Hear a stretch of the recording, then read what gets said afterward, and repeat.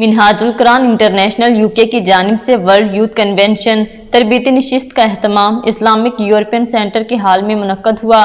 مہمان خصوصی professor doctor حسین محی الدین قادری تھے۔ مینیجنگ ڈائریکٹر منہاج القرآن فاؤنڈیشن فیصل حسین اور سیرت علی خان نے خصوصی شرکت کی۔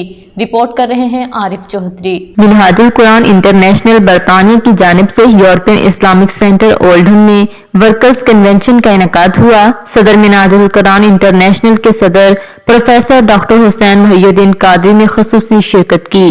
منہاج القرآن انٹرنیشنل برطانیہ میں رضاکارانہ اور پیشہ ورانہ خدمات انجام دینے والے منہاج القرآن فاؤنڈیشن کے مینیجنگ ڈائریکٹر فیصل حسین، انچارج منہاج القرآن انٹرنیشنل نارتھ ویسٹ برطانیہ سیرت علی خان، صدر ظفر اقبال رانجھا، یوتھ کوآرڈینیٹر حارث خان، اولڈہم کے نائب صدر ارشد علی قادری، راجہ ظفر اقبال، ممتاز سیاسی کاروباری شخصیت چودھری اسلم کمبو، قاری وحید چشتی، مذہبی شخصیت اشفاق وارثی کے علاوہ بچوں، نوجوانوں اور خواتین نے بہت بڑی تعداد میں شرکت کی۔ ورکرز کنونشن جس میں ہزاروں کی تعداد میں لوگ بہنیں اور بھائی موجود ہیں، یہ صرف ورکرز کی موٹیویشن، ورکرز کو کانسٹنٹلی کام میں متحرک رکھنے کے لیے، دین کی خدمت کرنے کے لیے، مشن کی خدمت کرنے کے لیے، شیخ الاسلام کا جو امن کا پیغام ہے اس کے لیے اکٹھا کیا جاتا ہے۔ پوری ایکٹیویٹی اوور آل کمیونٹی کے حوالے سے بڑی مؤثر تھی اور فائدہ مند تھی، اور کمیونٹی کو ہمیشہ جڑے رکھنے کے اندر اس طرح کی ایکٹیویٹیز مؤثر کردار ادا کرتی ہیں۔ اس کے اوپر میں تحریک منہاج القرآن کی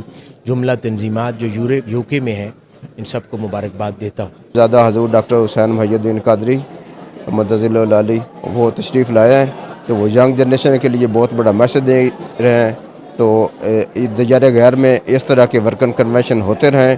پروفیسر ڈاکٹر حسین محی الدین قادری کا کہنا تھا کہ اس طرح کی سرگرمیاں کمیونٹی کو جوڑے رکھنے کے لیے مؤثر کردار ادا کرنے کے ساتھ نوجوان نسل کی تربیت کے لیے اہم ہیں۔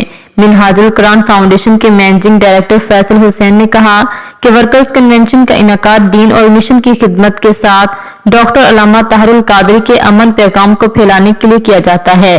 سیرت علی خان نے کہا کہ نوجوانوں کو آقائے کائنات سے محبت کا درس دینے کے لیے کنونشن کا انعقاد کیا جاتا ہے۔ یوتھ کوآرڈینیٹر حارث خان نے کہا کہ ہم کم عمری سے ہی دین اسلام کا مثبت تشخص اجاگر کرنے کے لیے کردار ادا کرنے کی تربیت دیتے ہیں۔ ظفر اقبال رانجھا نے کہا کہ نوجوان نسل کی دینی اور دنیاوی تربیت کے لیے ایسے کنونشن کا انعقاد ناگزیر ہے۔ ایرن فاطمہ کا کہنا تھا کہ نوجوانوں کے لیے کنونشن کا انعقاد وقت کی اہم ترین ضرورت ہے۔ رفت نے کہا کہ جدید دور میں نئی ٹیکنالوجی کے حوالے سے جو مشکلات پیش آ رہی ہیں، ان سے نمٹنے کے لیے ہم اپنے بچوں کی کس طرح رہنمائی کرنی چاہیے، اس کے لیے ایسی کنونشن سے سیکھنے کا موقع ملتا ہے۔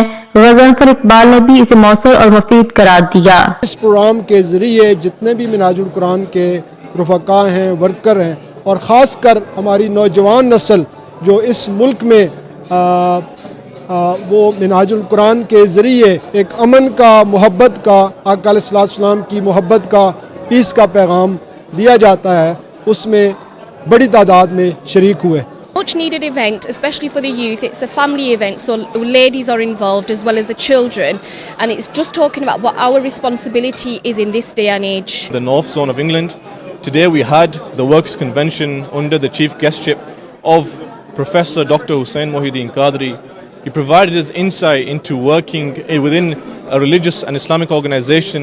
Dr. Professor Hussain Mohiuddin Qadri, President, Minhajul Quran International, and his words of wisdom and his message has given us further confidence and boost to continue this message of Minhajul Quran International of peace, tolerance, cohesion, and inshallah so that we can become very confident contributors to society. نئی جو اس میں تبدیلیاں آتی ہیں اس کو update کرنے کے لیے، ہمیں گائیڈ کرنے کے لیے وہ تشریف لاتے ہیں، اور ہر سال ہمیں اس طرح سے گائیڈ کرتے ہیں کہ اب آگے جو چیلنجز آ رہے ہیں نئی ٹیکنالوجی کے، اس کو ہم نے کیسے ہینڈل کرنا ہے۔ اور منہاج القرآن انٹرنیشنل کے زیر اہتمام ہونے والے آج کے اس پروگرام میں محترم صاحبزادہ پروفیسر ڈاکٹر حسین محی الدین کی شرکت، اور انہوں نے بھرپور طریقے سے مسلمان امت کے نوجوانوں کو پیغام پہنچایا۔ شرکا کنونشن کا کہنا تھا کہ نوجوان نسل کی دینی اور دنیاوی تعلیم و تربیت کے لیے ایسی کنونشن کا انعقاد روشن مستقبل کی ضمانت ہے۔ مزید باخبر رہنے کے لیے دیکھتے رہیے انڈر گراؤنڈ نیوز۔